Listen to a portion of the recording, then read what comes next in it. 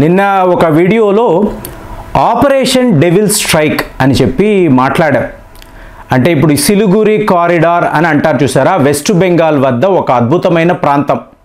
ఇక్కడ chickens neck అంటే కోడి దాని మెడ, ఇక్కడ ఒకవైపు భూటాన్, ఇంకొక వైపు బంగ్లాదేశ్, ఇటువైపు భారతదేశము ఉంటుంది సరిహద్దులు.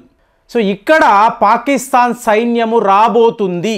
ఆల్రెడీ పాకిస్తాన్కు సంబంధించిన ఐఎస్ఐ దాని చీఫ్ మళ్ళీ అతనితో పాటు ఒక ముగ్గురు బంగ్లాదేశ్ అంటే ఢాకా వచ్చారు. వాళ్ళు నేరుగా ఈ చికెన్స్ నెక్ వద్దకు వచ్చినట్టుగా వార్తలు. సో దీనికి కౌంటర్ చేయడానికి మనం ఏం చేశాము, ఆపరేషన్ డెవిల్ స్ట్రైక్ అనేది చేసాం. ఇది న్యూస్ నిన్న మాట్లాడాం. మీకు చూడండి దీని రెస్పాన్స్ పాకిస్తాన్ వైపు నుంచి ఎలా ఉంది అంటే, వాళ్ళ ఒక ప్రముఖ డిప్లొమాట్ మీకు అబ్దుల్ బాసిత్ని అంటారు. ఈయన ఎవరు, 2014 నుంచి high commissioner of Pakistan to India. అంటే పాకిస్తాన్కు సంబంధించిన డిప్లొమేట్ భారత్కు వచ్చి ఉద్యోగము చేసిన వ్యక్తి. ఇతను ఒక ఉన్నత అధికారి.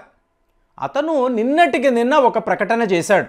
ఇది ఒక పిచ్చి పని పాకిస్తాన్ చేస్తున్నది, బంగ్లాదేశ్ చేస్తున్నది, ఉపయోగమే లేని ఒక పని. ఎందుకు? India knows everything. ఆయన ఎలా చెప్తున్నాడు అంటే, 2014 నుంచి నేను భారత్లో ఉద్యోగం చేశాను. వాళ్ళ రా ఏజెంట్లు, వాళ్ళ ఇంటెలిజెన్స్ వర్గాలు ఎంత స్ట్రాంగ్గా ఉంటారు అంటే వీళ్ళకు ఊహే లేదు. మహమ్మద్ యూనస్ అసలు అక్కడ ఏం జరుగుతుంది, భారత్ యొక్క వైఖరి ఎలా ఉంటుంది అనేది ఇతను తెలుసుకోలేకపోతున్నాడు. కాబట్టే ఇలాంటి పిచ్చి ఆలోచనలు. అతను ఏం చెప్తున్నాడు అంటే, పాకిస్తాన్ నుంచి ఒక టీం బయలుదేరింది అంటే ఆ విమానం ఏంటి, ఆ విమానం నంబర్ ఏంటి, లోపల ఎవరు ఉన్నారు, వాళ్ళ యొక్క ర్యాంకింగ్ ఏంటి, వాళ్ళు ఢాకాకి వచ్చి దిగేరు అన్న తరువాత వీళ్ళు ఒక కారు ఎక్కి ల్యాండ్ రూట్లో ఎక్కడికి వెళతారు, అక్కడ వాళ్ళు ఏం మాట్లాడతారు, సర్వము భారత్ యొక్క రా ఏజెంట్లకు తెలిసిపోతుంది. వాళ్లను దాటి పాకిస్తాను, బంగ్లాదేశ్ చెయ్యాల్సిందంటూ ఏమీ ఉండదు. దీనిని మహమ్మద్ యూనస్ తెలుసుకోలేకపోతున్నాడు. సో నువ్వు వాళ్ళని ఆపాలి అంటే రా ఏజెంట్లను ఆపాలి. ఇది జరిగే పనేనా? నేను 2014 నుంచి చూస్తున్నాను. వాళ్ళు ప్రతి దగ్గర ఉంటారు, నీ ఆఫీస్లోనే ఉంటారు. సో అక్కడ ఏం జరిగినా కూడా ఇక్కడ భారత్కు సంబంధించిన ఇంటెలిజెన్స్ వర్గాలకు అంటే ముఖ్యంగా అజిత్ దోవెల్ గారి యొక్క పనితనము ఎలా ఉంటుంది అనేది వీళ్ళు ఊహించలేకపోతున్నారు. వాళ్ళ దాకా ఏముందండి, రా ఏజెంట్లు, మన ఇంటెలిజెన్స్ దాకా అక్కర్లేదండి. మన మీడియా ఎంత పవర్ఫుల్ అండి. అక్కడ ఎవరు ఉన్నారు పేర్లతో సహా మనం ఇక్కడ న్యూస్లో చెప్పేస్తాం.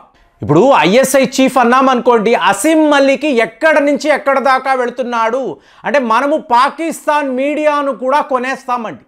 సో అసీం మలిక్ యొక్క మూమెంట్ ఎలా ఉంది. అలాగే షాహిద్ అఫ్సారీ అంటారు, ఇతను కూడా ఐఎస్ఐకు సంబంధించిన ఒక ఉన్నత అధికారి. ఇద్దరు. అలాగే ఆలం అమీర్ మహమ్మద్ ఉస్మాన్, వీళ్ళ ఇద్దరూ కూడా ఆ విమానంలో ఉన్నట్టుగా వార్తలు. సో ఈ నలుగురు ఏం చేస్తారు, వీళ్ళు చికెన్స్ నెక్ దగ్గరికి వచ్చారు.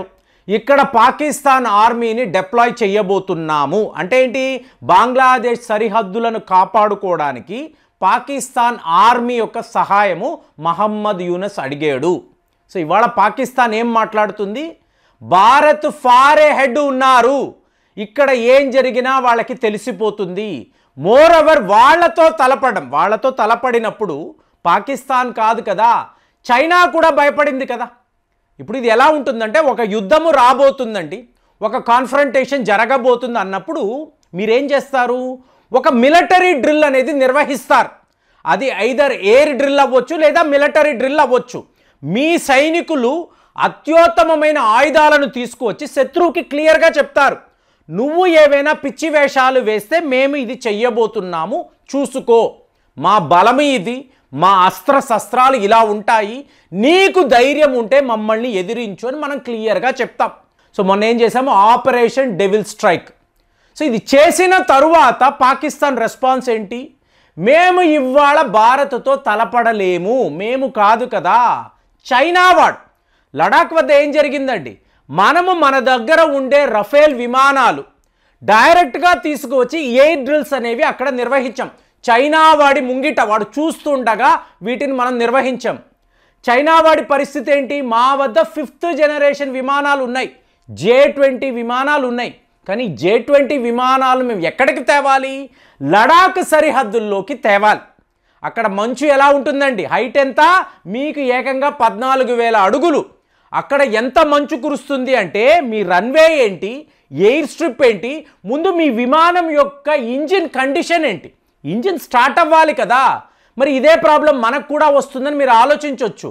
కానీ మనం ఏం చేశాము? మన సుఖాయ్ విమానాలు, రఫేల్ విమానాల్లో కోల్డ్ స్టార్ట్ అనబడే ఒక ప్రక్రియను, ఒక రకమైన సిస్టమ్ని అమర్చుకున్నాం. కాబట్టి బటన్ నొక్కిన వెంటనే మన విమానాలు స్టార్ట్ అవుతాయి. ఇది అప్పటికి చైనా వాడు గుర్తించలేదు. ఎందుకంటే 1979 వరకు మాత్రమే వాడు యుద్ధము అనేది చేశాడు. ఇవాళ లడాక్ వద్ద ఇలాంటి టఫ్ కండిషన్స్ ఉంటాయి. మీకు హై ఆల్టిట్యూడ్ టెరైన్, ఇక్కడ విమానము నడపాలి అంటే మీ యొక్క వింగ్ కమాండర్కి ఆ టాలెంట్ ఉండాలి. మంచులో మీ విమానం కూరుకుపోకుండా మీరు నడపగలగాలి. ఇదంతా వాళ్ళు చెయ్యగలగాలి. అనుభవము లేదు. మనకు విపరీతమైన అనుభవం. మంచు కొండల్లో భారత్కు మించిన సైనికులు అనండి, మీకు అలాగే వింగ్ కమాండర్స్ అనండి, వీళ్ళ పనితనం ముందు ప్రపంచంలో ఎవరు నిలబడలేరు. ఇది స్వయంగా అమెరికా, రష్యా లాంటి దేశాలు కూడా ఒప్పుకున్న విషయం. మంచు కొండలు అంటే వీళ్ళు టాప్ క్లాస్గా వీళ్ళు ఆపరేషన్స్ చెయ్యగలరు. అది అలాస్కా అనండి, సైబీరియా అనండి, ఇక్కడ హిమాలయాలండి, సియాచెన్ గ్లేషియర్ లాంటి -50 డిగ్రీలు అక్కడ కూడా వీళ్ళు అద్భుతమైన పనితనాన్ని చూపించగలరు. ఇది ఇండియన్ ట్రూప్స్ యొక్క గొప్పతనం. సో ఇదంతా గమనించిన చైనా వాడు ఇది అవసరమా మనకు? మనం ఇప్పుడు వీళ్ళతో గొడవ పడి ఏంటి సాధిస్తాము? ఏదో బెదిరిద్దాము అనుకున్నాము, ఆఖరికి మనమే బెదిరిపోతున్నాము. ఇక్కడ మన సైనికులు వాళ్ళ డ్యూటీస్ చెయ్యలేకపోతున్నారు. ఎంతోమంది చెప్పా పెట్టకుండా పారిపోవాలా లేదా అనారోగ్యము పాలై మరణిస్తున్నారు. ఈ పరిస్థితిలో భారత్ను ఎదిరించకూడదు. ఎవరు? ఏకంగా చైనా వాడు ఆలోచిస్తున్నాడు. ఇక్కడ మహమ్మద్ యూనస్ లాంటి ఒక పనికి మాలిన ప్రొఫెసర్ వాడు డైరెక్ట్ కన్ఫ్రంటేషన్. వెస్ట్ బెంగాల్ వద్ద కొన్ని ప్రాంతాల్లో బంకర్లు సిద్ధం చేస్తున్నారు. ఏది? మనతో యుద్ధము చేయడానికి, వీళ్ళ సైనికులు రావడానికి. ఇదే ఇవాళ పాకిస్తాన్ డిప్లొమాట్ చెప్తున్నాడు. వాళ్ళకి అన్నీ తెలుసు. మనము అడుగడుగు ఏ అడుగు వేసినా వాళ్ళు అక్కడ గుర్తించేస్తారు. ఇన్ఫర్మేషన్ వెళ్ళిపోతుంది. ఏం చెయ్యాలో వాళ్ళు చెయ్యగలరు. అంత స్ట్రాంగ్ ఇంటెలిజెన్స్ అనేది భారత్ది. ఇది తెలుసుకోకుండా పాకిస్తాన్, బంగ్లాదేశ్ అనవసరంగా వాళ్ళతో పెట్టుకుంటున్నారు. ఇది వీళ్ళు చెయ్యకూడదు అని క్లియర్గా అబ్దుల్ బాసిత్ మీడియాకు చెప్పాడు. నేను వర్క్ చేశాను కాబట్టి, నాకు అక్కడ అనుభవం ఉంది కాబట్టి, వాళ్ళ ఇంటెలిజెన్స్, రా ఏజెంట్లు, అజిత్ దోవెల్ యొక్క స్ట్రాటజీస్ ఎలా ఉంటాయో మాకు తెలుసు కాబట్టి చెప్తున్నాము. దీనిని ఆపండి. సిలిగురి కారిడార్ దాకా పాకిస్తాన్ ఆర్మీ వెళ్ళకూడదు. చికెన్స్ నెక్ వద్ద ఎవరు ఉన్నా కూడా, చికెన్ అంటే ఏంటండి? కోడి యొక్క మెడ, మన మెడ విరిగిపోతుంది, విరగ్గొడతారు. చికెన్స్ నెక్ జోలికి వెళితే మన మెడ తెగిపోతుంది. ఇదే వాస్తవము. కాబట్టి భారత్తో పెట్టుకోవడం అనేది కరెక్ట్ కాదు. వాళ్ళతో స్నేహపూర్వకంగా ఉండడం మాత్రమే ఒకే ఒక సొల్యూషన్ అని చెప్పి మీకు క్లియర్గా ఈయన బంగ్లాదేశ్ యొక్క ఈ చీఫ్ అడ్వైజర్ ఉంటాడు చూసారా, మహమ్మద్ యూనస్, అతనికి చెప్పారు. ఇంకా అతను కూడా కౌంటింగ్ హిస్ డేస్. ఎందుకంటే అమెరికా వాళ్ళు పూర్తిగా ఫండింగ్ అనేది ఆపేశారు. అది కూడా మాట్లాడాము. మరి మహమ్మద్ యూనస్ వెళ్ళిపోతూ ఆరిపోతున్న దీపములాగా ఏదో చేద్దాం అనుకుంటున్నాడు. అతను చెయ్యగలిగింది ఏమీ లేదని చెప్పి మీకు ఒక పాకిస్తాన్ డిప్లొమాట్ చెప్పాడు. మరి ఈ వార్త వింటున్నప్పుడు మన ఇంటెలిజెన్స్ గురించి మీరేమనుకుంటున్నారు? కామెంట్స్లో రాయండి. మళ్ళీ వచ్చే వీడియోలో కలుద్దాం. జై హింద్.